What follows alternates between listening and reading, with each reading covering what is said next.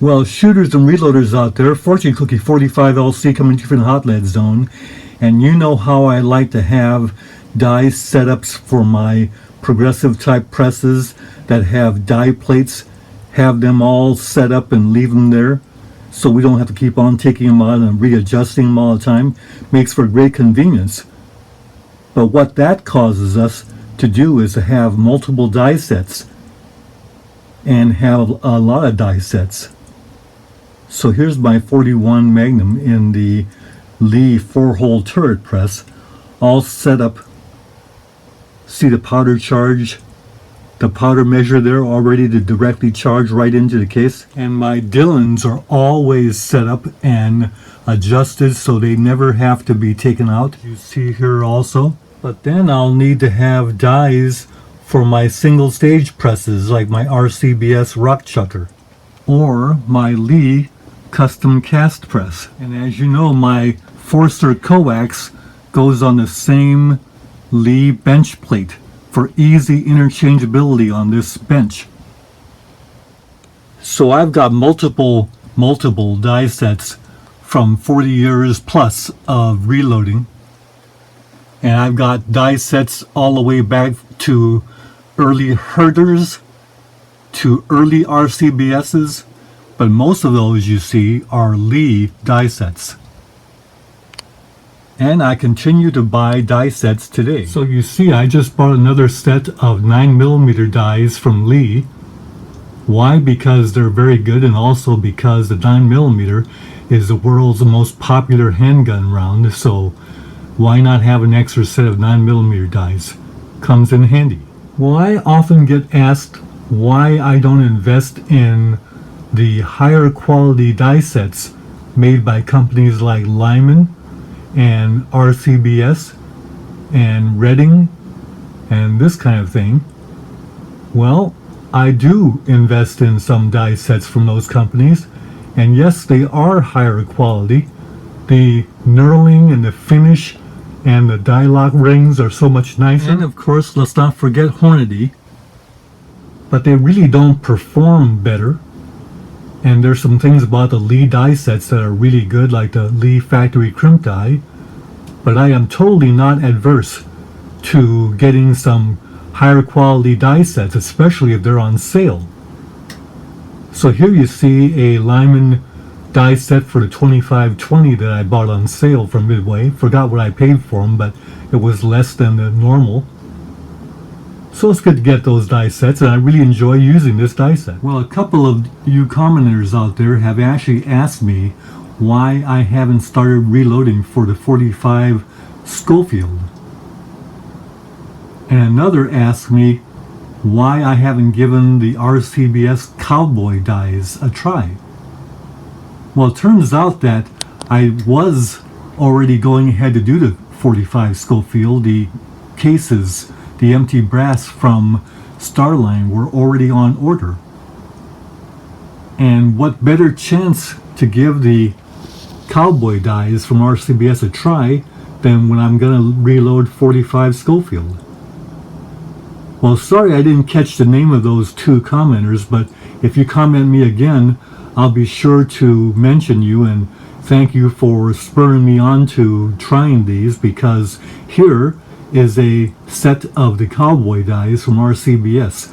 And yes, they are higher quality dies, but let's see what makes them so and if they're any good or not. We're going to give them a try.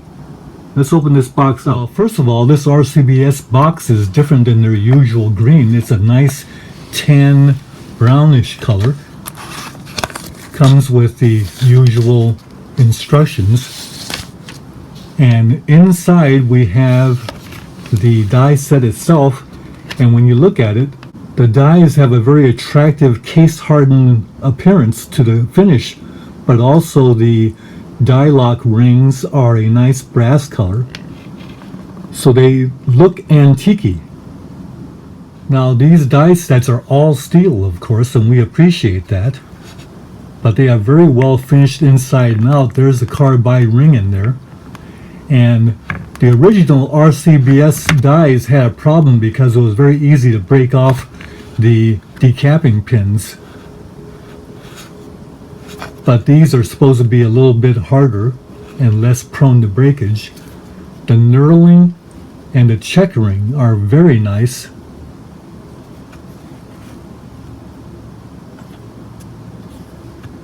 Substantial and high quality just by looking at it. Now, the die lock ring is not the type that has the cross bolt.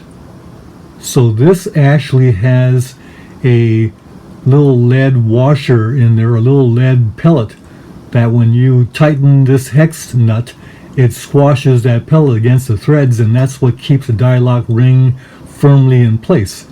We don't appreciate that as much because there's potential of damaging the threads, but if we do it judiciously, it should be okay. By the way, if you got a nice quality die set like this, you do want to take care of these dies and not misuse them, which means we don't use pliers on these, we don't use wrenches, but we very carefully work these when they're in the press so that we don't unnecessarily damage them. Now, the whole idea of this die set being a cowboy die set is that it will handle cast bullets better than regular die sets.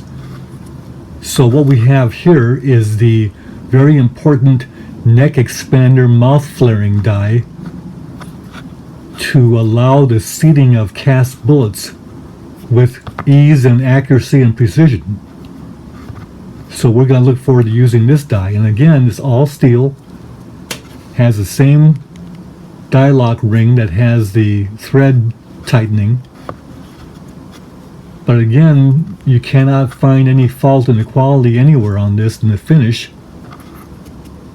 and the light's not good as necessary, but the inside is also very well finished. And then here is the seating crimping die. So no doubt this is good for round nose bullets and round nose flat points, but there you see the case hardening in there.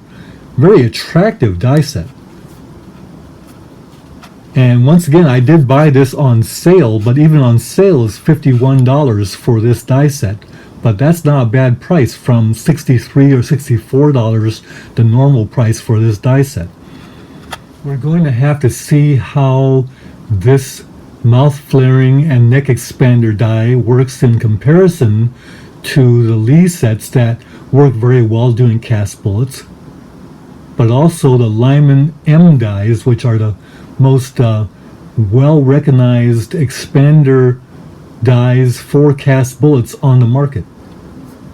And I would think that this RCBS is going to perform just as well. Now, RCBS includes an extra expander plug, and I can only guess that that's for a different degree of expansion or this kind of thing, so we'll have to see what we can do with this. There's no mention in the instructions as to what the extra expander plug is for. You would think they would give us an extra seating plug for a different nose shape of bullet, but no, it's an extra expander plug. It has a different kind of mouth flare, it looks like, whereas the one that's in the die has a more gentle flare. This one has a more abrupt flare. So it may very well be that this will work better for certain cast bullets than this one. At any rate, the die sets are very nice for $51, and I wouldn't blame any of you out there for getting a die set like this for cowboy loading.